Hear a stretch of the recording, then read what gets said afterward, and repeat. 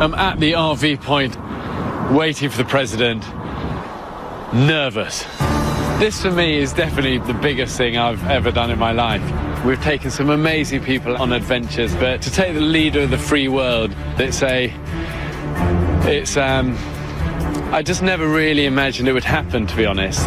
I just really hope I don't get too tongue-tied, because when I get really nervous, I find it really hard to speak. Bear! Hey, Mr. President. How you doing? How do you do, sir? Good to see you, sir. I'm Bear. How are you? Yeah. It's wonderful to meet you. What a great place to meet. It is spectacular.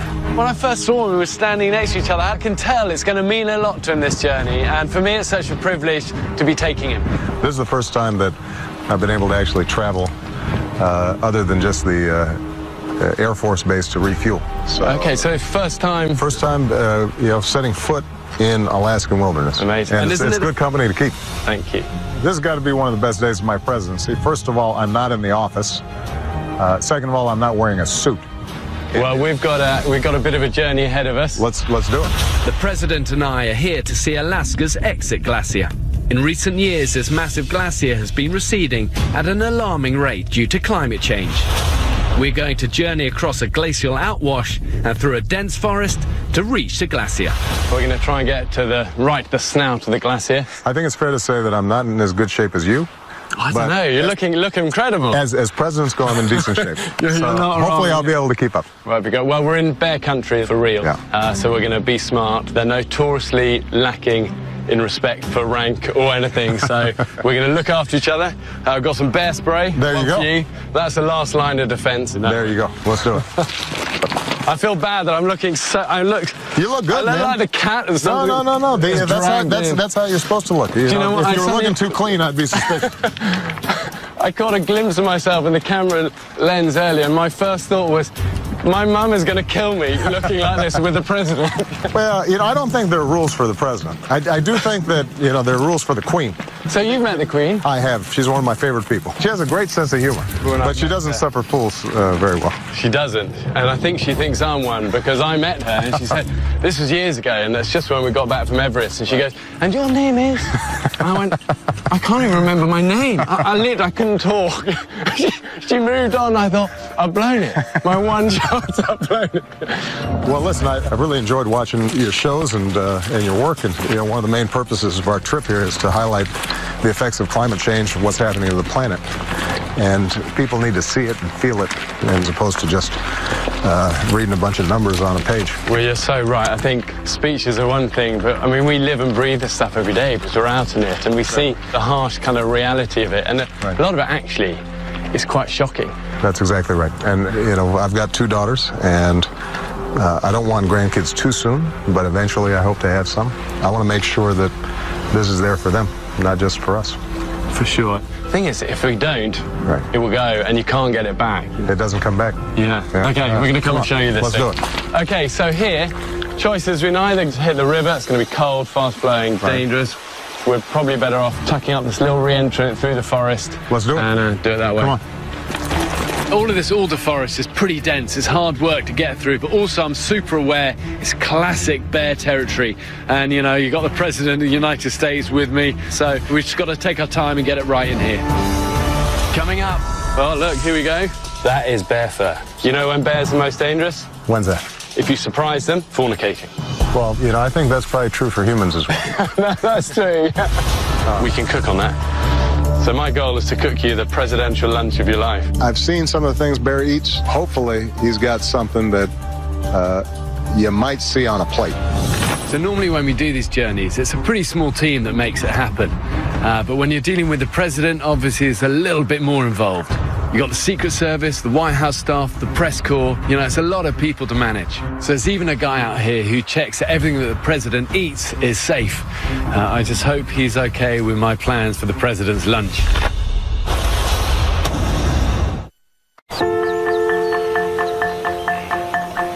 So where did your love of the outdoors come from? Well, growing up in Hawaii, I was more of an ocean kid than a mountain kid. But there's some beautiful mountains in Hawaii, and I used to go up with my friends, just get a beat-up old tent. Did you really? Yeah. So when you were that age, did you ever think, I might be president one day. No, definitely It was not. never... I think it's fair to say that not only did I not think it, but nobody else did either. Genius, So, genius. Yeah. Oh, look, here we go. What do we got here? That is bear fur. But, you know, it's no surprise they're going to use this route to come down to the river to feed. So there you go. That is brown bear fur.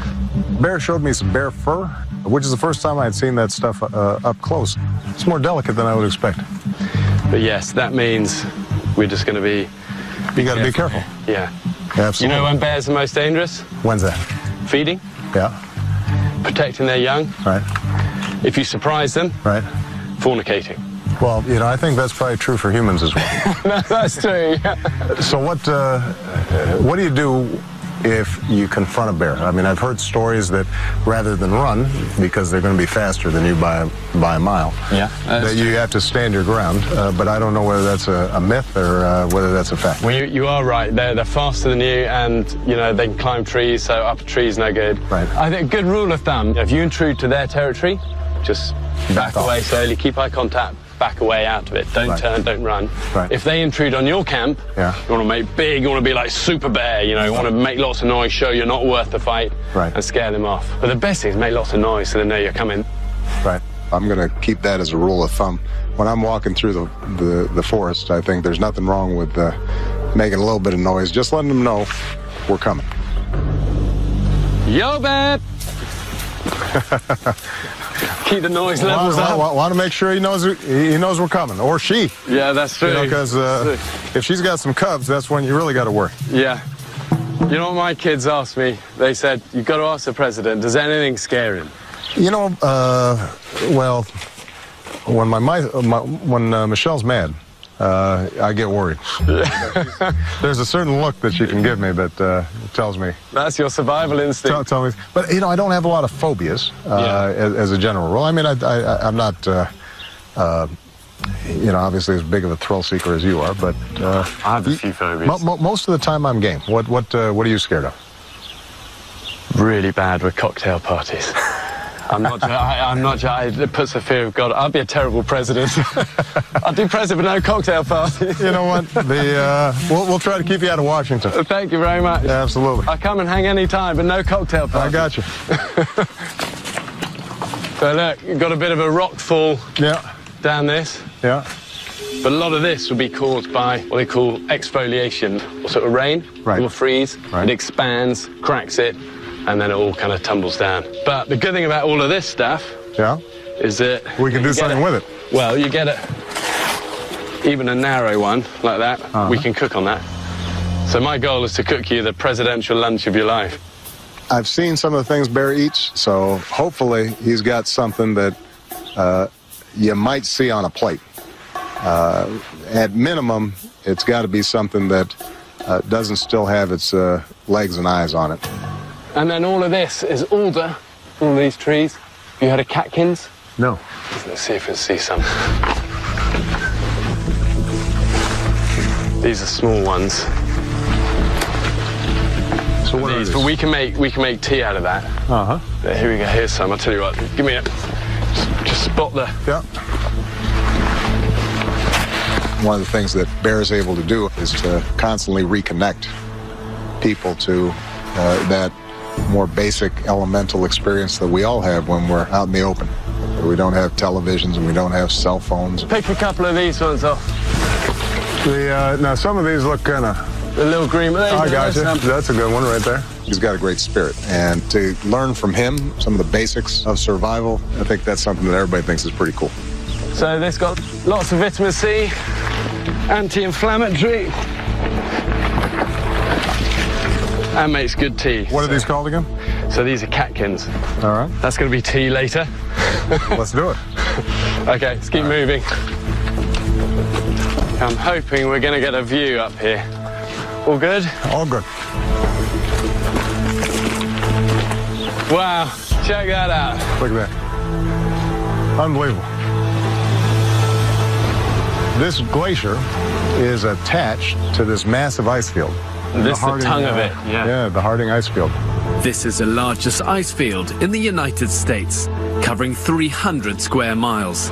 but it has shrunk an alarming 812 feet since 2008. But the crazy thing is, when you took over as president, 2008, that glacier was here. Yeah, that's how much we've That's walked. how, exactly, yeah. Just in that short period of time. When you see this glacier, it gives you a sense of the magnitude of them. But what you're also reminded of is how far it's already receded, and just since my presidency. And it underscores once again why it's so important for us to pay attention to climate change and understand that there's something that we can actually do about it. Coming up, we've got to get a selfie up here. This will be the best view of the lot. For security reasons, I can't have a smartphone. I had to borrow one from my staff. Oops, I did Oh, the same. come on, President, you've done it again. This is excruciating. This is a sign that I don't have a smartphone. I've had to swim in this a lot. Have That's you? the worst. Yeah, naked. Yeah, that's not something we're going to do either. So safety is always our main concern on these journeys, but with the president, obviously it got taken to another level. So we had sniper teams all the way along the route in the mountains, and just before we started filming, a military helicopter started circling the area above us. And to be honest, I have no idea, you know, what they're up there looking for. Actually, I'm not even sure I want to know.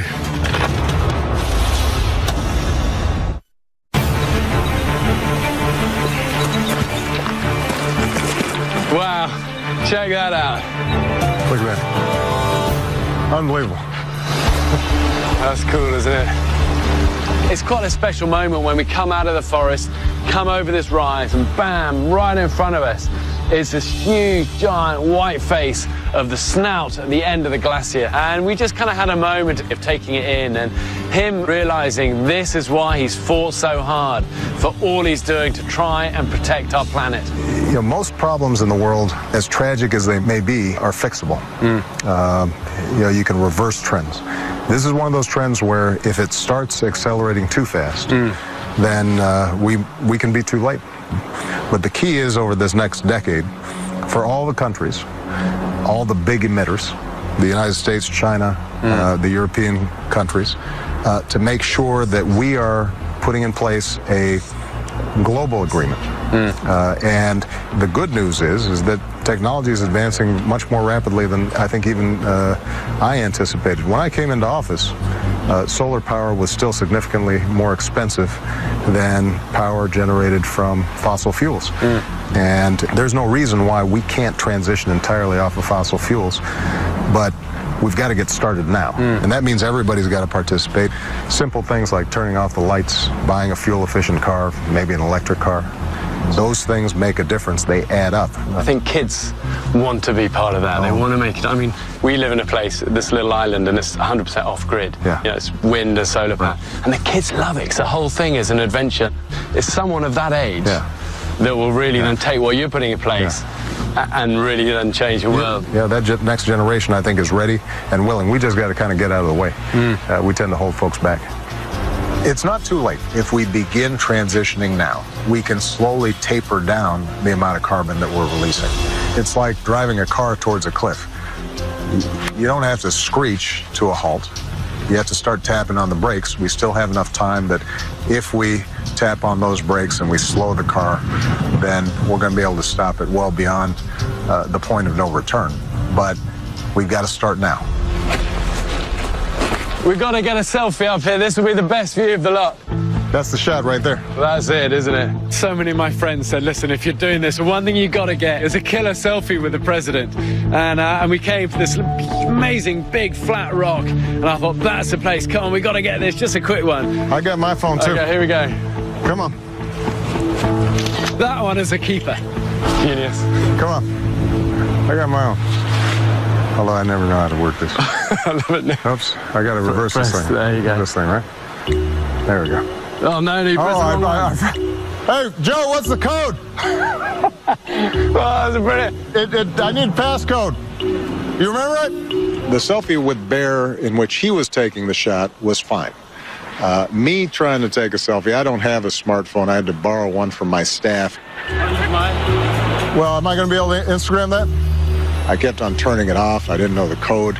It's not working. There you go. Just press that one. We got it. We got it. Business. All right. Okay, press that one. All right, let's try this again. That's the shot. All right. I got to take a shot right here. Oops, I didn't Oh, say. come on, President, you've done it again. This is excruciating. This is a sign that I don't have a smartphone. If my kids were here, they'd be going, oh, come I know, on, that's what my daughters do at all the time. Well, for security reasons, I can't have a smartphone. It's too easy to track. I'm sure my girls are going to be mortified by my lack of technological prowess. Look at this. And now this is for real. I found this on the riverbank, okay? So don't freak out too much. So a bear has chewed on this. I think the president looked a little surprised when I pulled out this sort of bloody carcass of half-eaten salmon. So the president often jokes about being inside this bubble, almost like a cage. But actually it's true. I was telling your producers that the bubble is so tight that, and it's the toughest thing about being president. So every once in a while I'll go off script, and everybody gets very nervous. Yeah. All right. You guys ready? All set? And you think, you know, being commander-in-chief, you can just do anything you want. But actually, that's not the case. Okay, so you feel that breeze coming down? Yeah. It's called a katabatic wind. Okay. That cold air sinking, coming down. All right. So we'll make a little bit of a rock wall here. Okay. Protect our fire. Then we can sit on some rocks. And what kind of rocks are we looking for? About that size? Any of these, just we'll pile them up like that, just to protect our flame. You get these quite strong, cold, katabatic winds that come off the funnel of the glacier, and that's just going to put a fire out straight away. So I asked the president if it'd help me make a simple rock wall. That would protect the fire, and then we get on with the important business of cooking the president some lunch. Fire in the middle. Okay. Is that all we need? That's all we need, yeah. Put me to work, man. Okay, that's all we need. All right. We got our slate.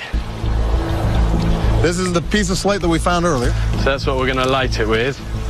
A little fire steel. The good thing about these is that when it's pouring a rain, like it is most of the time in Alaska, you still start a fire. You can still start it. Matches obviously get wet. Right. Lighters are failed at critical moments. Okay, so I always take this. So hold that one. All right. A little bit of cotton ball. So you've got some cotton ball. You can use anything. I've even used the fluff from my belly button. It was a long hike. How much fluff do you store in your belly button? Always prepared. Apparently so. All right, what do we got here? So this is just a bit of solid fuel. Okay. Because obviously there's not a lot of dry wood around here. All right. Okay, so we'll put that on there. Yeah. So the way this works. Uh-huh. Right. See that sharp bit there? Yeah. Angle that. So if the cotton wool's there, yeah, you're trying to drive it in. Got it. There. These fire steels, they look really simple, but they're actually not, you know, and I've done them a ton with people over the years, and, you know, first time people are always messing around, faffing around, trying to get it going, they can't do it. You're going to do it. Don't burn your fingers, though. That's all right. All right. Okay, so angle it a bit like that. There you go. You go. That's it. That's it. You're gone. There we go. You've done it. You've done it. All right. Legendary. There you go. Done. Can I say, Mr. President, it's quite annoying when you're good at everything. Oh, well, I tell you what, I'm not the guy who climbs Everest. I'm just taking your lead. You know, I have not started a fire without matches or a lighter before, and so I'm going to have to get me one of those little gizmos, because that worked pretty good. I'm assuming Secret Service usually has one, but I'm going to make sure that's in our supply. Here we go. All right, what do we got? Well, Alaska is a land of bear and salmon. We haven't got bear. Oh, look at this. But look at this. And now this is for real. I found this on the riverbank, okay? So don't freak out too much. I think the president looked a little surprised when I pulled out this sort of bloody carcass of half-eaten salmon. This was half-eaten by a bear. Now, why wouldn't the bear finish this sucker? Well, because... This looks like a nice-looking piece of fish. Yeah, but what, if you notice, what they've had is all the high-fat content, the eggs, bit of the skin. They'll often take the brain as well. If there's a lot of fish in the river, they'll leave the meat because they want that high-density, calorific value fat. Interesting. So a bear has chewed on this sucker. Yeah, but we're going to cook it up, so it's going to be good. All right. I've seen some of the things bear eats. I think a piece of salmon, that'll work just fine. Oh, I heard a little sizzle there. Yeah, that's... Yeah. The fact that he told me that this was a leftover fish from a bear, I don't know if that was necessary. He could have just left that out. Yeah, that's that. Have you ever got lost in the White House? No. But it's huge. What about the girls when they were young, when they first went there? You know, they found some good hiding places. It's a great place to do hide and seek. The best. But, you know, the truth is the White House's grounds are not that big. because it's an old capital, it doesn't have some of the grandiosity and scale. And I think it partly reflects American democracy. I think there was a sense that the White House shouldn't be too ostentatious. Yeah. And before 9/11, you used to be able to walk right up and people were driving right in front of the White House. Now the roads have been blocked off, but I remember when I was a young man, the first time I visited, you could walk right up to the gate and look right through, and there'd be traffic behind you. And do you remember doing that at a young age? I think the first time I visited, I was 21. And that made a big impact? I can't say that I imagined I'd be looking out from the other side of the window. Yeah. Yeah. Life's weird, isn't it? It is. You don't expect a kid of a single mom, born in Hawaii, named Barack Obama to end up being president. That's not something you generally bet on. Amazing. Yeah. It's amazing. Yeah. Coming up. I made you a s'more. Let's see how it goes. I love you, but that looks terrible. I promise you, it's better than anything that you've ever had on this show. Huh? Great president, but a lousy cook. Come on, man, that s'more is solid. Let me try it out. One of the most surprising things about the president is just what a normal, down-to-earth, regular guy he is. Let's face it, the cameraman's got the toughest job, though, doesn't he? Yeah, I mean, he's got to do everything I do backwards. Backwards, yeah. He's like Ginger Rogers. I guess you imagine someone with that much responsibility and also power would somehow, you know, be above it all. But actually, he wasn't that at all. This is a good way to spend the day, isn't it? This beats our usual day in the White House. No doubt about it. You seem to push through so many things that you believe in. What have you learned about getting things done that are really on your heart? Persistence. I'm a big believer in persistence. They've done studies of kids growing up in important neighborhoods or war-torn regions of the world, and the kids who survive it and thrive, it's not necessarily the smartest kid. It's not necessarily the strongest kid. It's the most resilient kid. And I think that's true in just about every circumstance. A lot of stuff that you try is not going to work. But if you stay determined, typically you can make real progress. And you have to have something of an even keel so that you don't get too high and you don't get too low in order to stay determined. You know, one of the things that I try to tell my daughters is don't believe the hype when things are going good, and don't despair when things are going bad. Yeah. It's funny. Kids are such a good foil, aren't they, to remind us of those sort of values, you know, because we all have days where we feel a bit beaten up. Absolutely. Yeah, that your girls must be such a huge encouragement to you. They are wonderful. Nobody can make me happier or make me feel more stupid. Yeah. Join the club. Yeah, 3 boys, I get the same. But you know what? Your goal is to make sure that your kids are a little smarter than you are. Yeah. You know, the constantly improving the gene pool. So you marry good women and, you know, they'll do a little better than you do. When you were growing up, did you know that you wanted to spend this much time outdoors? Was this just sort of in the DNA and the environment and how you grew up? Well, my dad was a commando and a climber, and at a young age, all I wanted to do was hang out with him, climb together, be together. And as a young kid, it was the only thing I was good at. I was always the kid that climbed the highest tree out the buildings. And, you know, somebody said to me age 7 that I could have a job that involved climbing up stuff, getting muddy, being outside, doing this sort of stuff. I would have thought I was the luckiest man in the world, you know. So I've always tried to pursue what I love and what I'm okay at naturally. And, you know, I'd just be super lucky. I had a great team around me and stuff, and I would never have thought I'd be doing this. I'm with the President of the United States. The whole thing is totally mad. And I'm cooking for him, and I'm the worst cook in the world. No, but I tell you, the salmon's starting to look pretty good. Should we try a little bit of this? Yeah, let's try it out. Okay. Come on. That would be Get good. a little sample.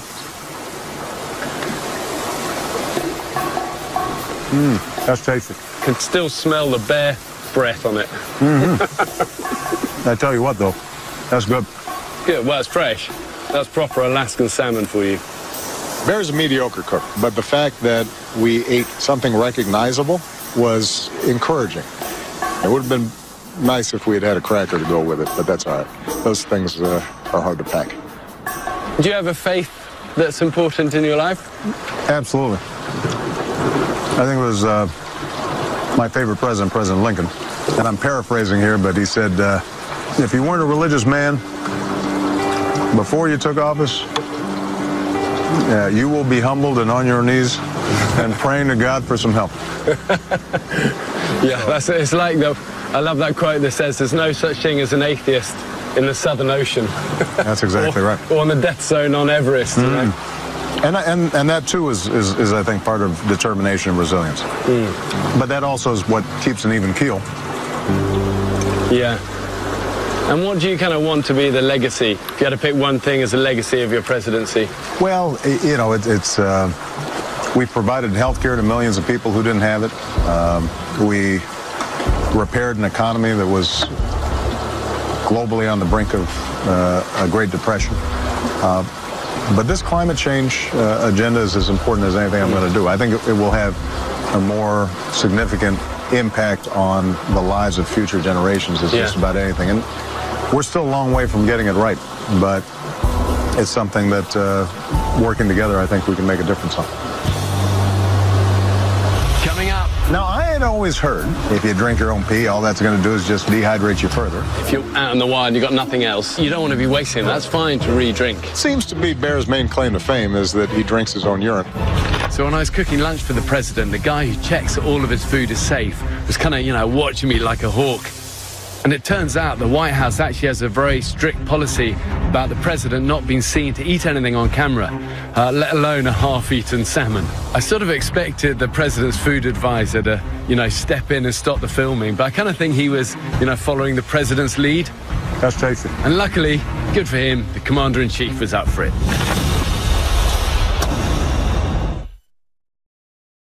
I want to do one thing for you. Normally my guests get terrible food. Yeah. They get bugs and all of this, but you're the president, so I'm going to make you the best dessert you'll ever have. What am I going to have? I've learned so much from so many good American friends, and the best thing I've learned is the s'more. Now, in Hawaii every year, we have a bonfire on the beach and we make s'mores. Yeah? So, okay, well, you're the s'more expert. I'm not. Sasha is the s'more expert. Okay, so talk me through it. You put your marshmallow on the stick. Okay. We're going to do this directly over the flame. Sometimes they catch fire. That's half the fun. That one's working right there. All right, now we're gonna put the marshmallow on. Oh, look at this. This looks insanely good. And then you get your other cracker on top there. I officially say the president's made me a s'more. I made you a s'more. Let's see how it goes. I love you, but that looks terrible. I promise you, it's better than anything that you've ever had on this show. Huh? Great president, but a lousy cook. Come on, man, that s'more is solid. Let me try it out. Oh, it's good. I think we've earned it. We've burned some calories. That's not bad, man. What are you talking about? That's good. Come on. Not as good as your salmon, but pretty good. You know, when they announced that we were doing this, there was a petition on the White House. What they want me to eat? They said, "You got to get the president to drink his own pee," and all the Secret Service went, "You'd end up in some jail somewhere." You know. It's like This seems to be Bear's main claim to fame is that he drinks his own urine. I suppose in extremis, it's something that I would do if the alternative was death. It's not something I'd make a habit of, and I probably wouldn't do it just for a TV show.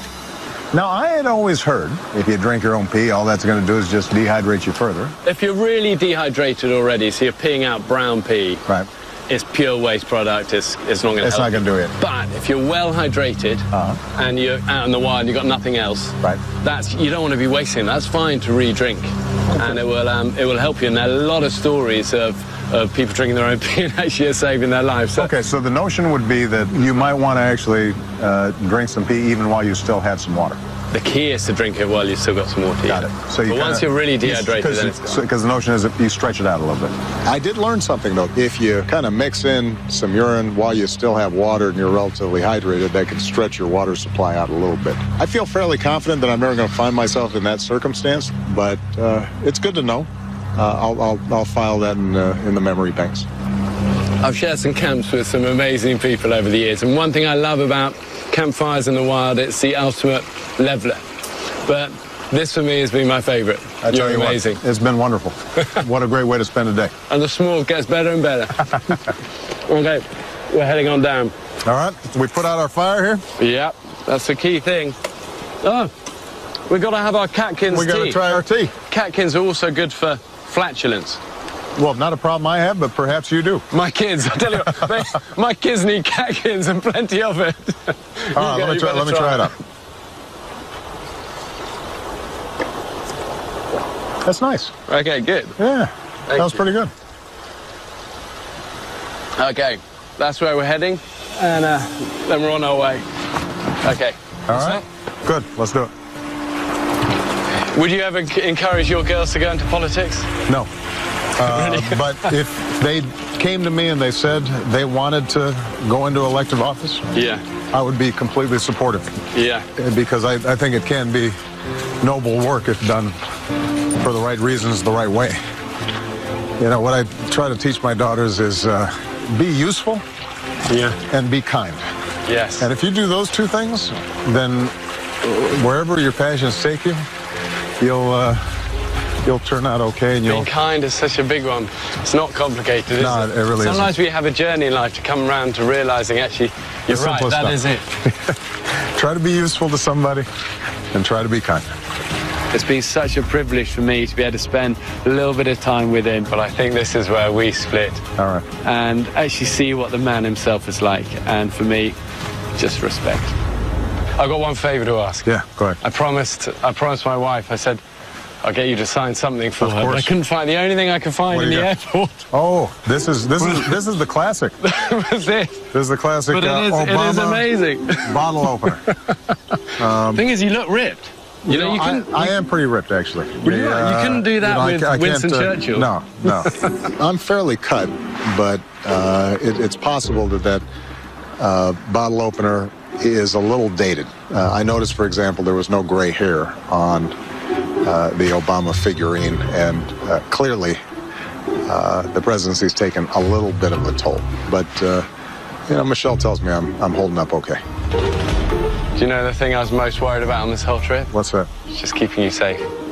I'm skinny, but I'm tougher than I look. You are. Well, we've made it. Mission accomplished. Thank you. Can I pray for you before we go? Absolutely. One of the things I really wanted to do was to be able to say a little prayer with him, and it's always awkward doing that. But, here's a man who really has the weight of the world on his shoulders. And everyone's always taking from him. And I just wanted, just for 10 seconds, just to be able to pray for him and for protection over the incredible stuff he's doing. Lord, I thank you for the President's great strength of courage and character. Bless and protect his work and his family. Forgive us when we fall short, and help us to be strong in you. Amen. Amen. Appreciate you, man. Amazing. Thank you. God bless. Right. Honestly, it's been such a privilege. I had a wonderful time. As I said, I'm in awe of what you're doing to protect our planet. Well, you are a great ambassador for the wilderness, and I promise I will not invite you to a cocktail party. I might make an exception for you, Mr. President. Well, no, but maybe we can scale the face of the White House. Safe journey out. Thank you. Don't get attacked by a bear. I won't. Secret Service, he's over to you. Bear was a terrific companion. Also to get a sense of how passionate he is about the wilderness and sharing that knowledge. It was a wonderful time. And the fish was pretty good, too. You know, we've only got one planet, and we've got to care for it before it's too late.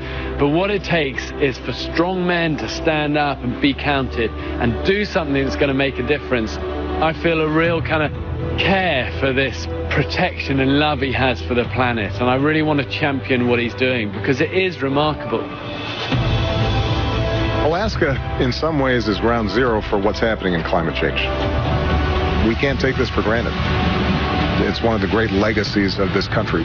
We started the movement for national parks.